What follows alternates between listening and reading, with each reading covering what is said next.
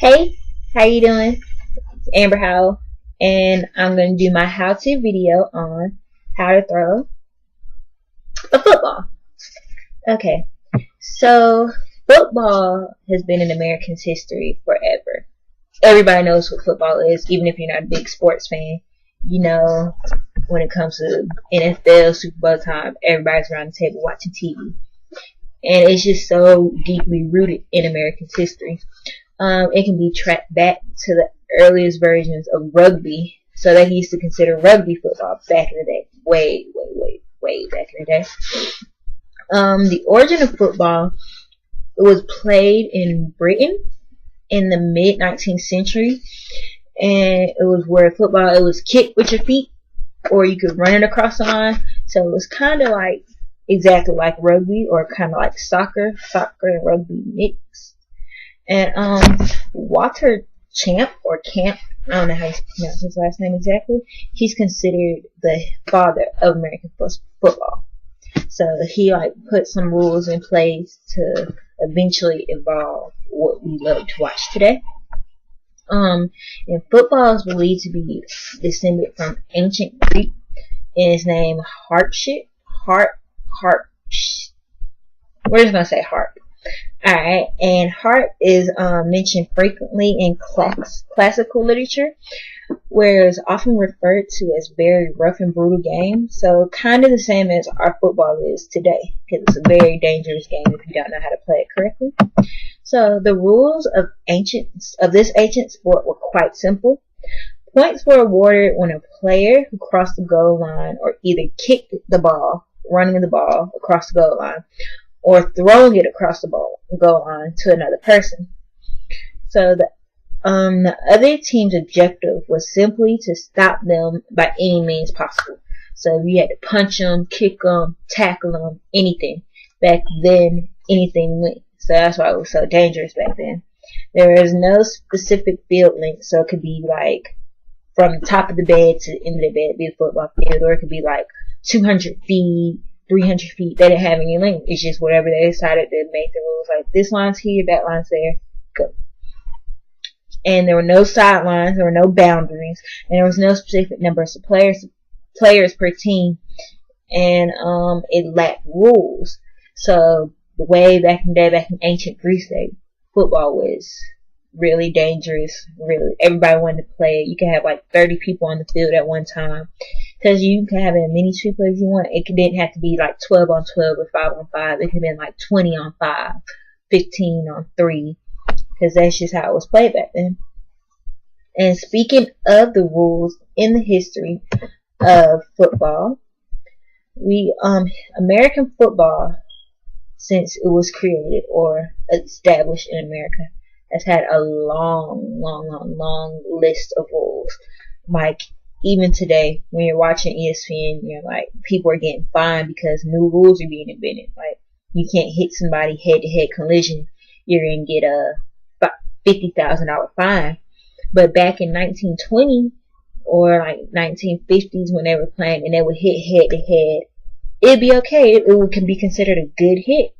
But today is not, because it's not safe. Because, the history of football shows that the really old players that used to play back in the day, that used to just head-on collision, brutal hits, they're having major problems now, like with memory. They can't remember certain things. They've had plenty of concussions. They're brain dead sometimes. They're having strokes. So they're showing from the history of football, when it was played way back then, that there are major consequences when you get older in life. Like you're not going to be able to remember where you left your keys 10 minutes ago because you sustained a serious head injury back when you were like 20, 21.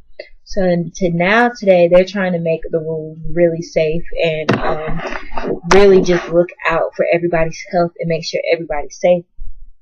So just going over some rules and how they changed. In 1898, a touchdown, you get 4 points. Well, before 1898, like in 1897, you get 4 points for field goal for a touchdown. Now you only get 5. And then now it's changed from 4 to 5. But in 1904, a field goal was changed. A field goal, like kicking it with your foot, was changed from 5 points to 4. So they tried to make touchdowns more than field goals, but field goals were still higher. It was 4 points. And in 1909, a field goal would drop from 4 points to 3 points. And that's kind of how it is now. I think a field goal is actually only 1 point now. So over the course of like a decade, it's dropped even more. Well, 2 decades. Yeah. It's dropped even more from 3 points. Now it's only 1 point. And to get 2 points, you have to actually run the football, throw the football across the line, convert it. So it's harder to get points. And in 1912, a touchdown was increased from 5 points to 6 points. So it's pretty much stayed the same since then. Touchdowns haven't gone up since then. And then in 1945, there were the inbounds and the hash marks were moved from 15 yards away from the sidelines near to the center of the field, so 20 yards from the sidelines. And that's just another safety thing. They don't want people like running out of bounds just to try to stop the clock, to like run into people on the sideline and like have confrontation with the other team or someone actually gets hurt. I'm sorry, I'm really in. I'm gonna keep working. In 1946, free substitution was withdrawn and substitutions were limited to no more than 3 men at a time. Forward passes were made automatic, incomplete upon striking the goalpost. So back in the day, you could just substitute. If you want to substitute your whole 12 players out and put another 12 in, you could. So it was like really chaotic for refs to try to like keep track of who's in the game and who's supposed to be on the game, because a defensive player can't go in when it's offense. And it was really hard for them to try to keep that together when everyone's just going in and out at the same time. So they had to try to make sure that they kept that situated and they know who's coming in when and where. And then in 1948, plastic helmets were prohibited and flexible aerobatic tees were prohibited at the kickoff. So back in the day, they had plastic helmets, which is really dangerous because if you hit something with plastic and plastic hard enough together, it's going to shatter and someone could really get hurt. So now they have like these $1 million helmets today that really protect your head. They keep you from getting as many concussions. People still get concussions, of course, because it's a head-to-head collision game. But it keeps you from getting as many concussions. So that's what was changed. And you can't wear like a long sleeve t-shirt. It depends on like if you're on offense or defense if you can wear that or not. And in 2003, trying to skip forward some, officials will be kept together in single crew during playoffs. And they changed from past seasons. All-star officiating crews who worked the postseason. So like when they do all-star games, that's when like all the popular players are going to be there, like the best of the best on every team. So they're trying to make sure they have the best officiating crews because there's going to be a good game, and you don't want to have like a rookie official doing an all-star game because he's going to make a mistake and someone can get hurt, or some people just don't like it. They try to keep like the best of the best for like the all-star game and for like the NFL kickoff or whatever, the NFL playoffs, Super Bowl, that's what it's called, the Super Bowl. And then in football, that's just the history. In football, there's a number of different levels, and the higher you go in levels, that's just the better the competition is or the harder it is. So of course you have Pee Wee football. Everybody plays Pee Wee football. My brothers play Pee Wee football. I wanted to play Pee Wee football, but my dad wouldn't let me. And that's just when everyone gets to play. Of course you get to play because your parents are paying for it. And everyone just gets to play and just have fun. And it's not as serious in Pee Wee football. You just want to try to hit people and get a touchdown. Then the next level you have middle school football. And that's when it starts to get kind of serious.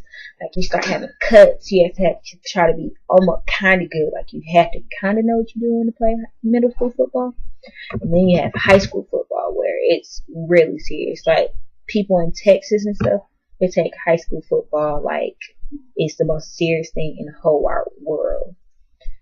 And they only have like the kind of good players and the good players play. And then the next level is college, where you have the good players play and the great players play. Like you can't be kind of mediocre and play college football at most levels. and then the best of the best play NFL football. They're the best athletes, best NFL players, football players out there. That's why they're getting paid to pay to do it. So today, going through all that, I'm going to teach you how to throw a football. See, a football is made, got like pigskin. I don't think it's made out of pigskin no more, but back in the day it was made out of pigskin, and it has these lines. And what you do to throw a perfect fire football, you have to just place your finger in between every single line, or try to spread it out. I spread mine out, cut out little fingers, and you throw it in a spiral. And cousin's gonna show us how to do it. Wait till the camera, Greg.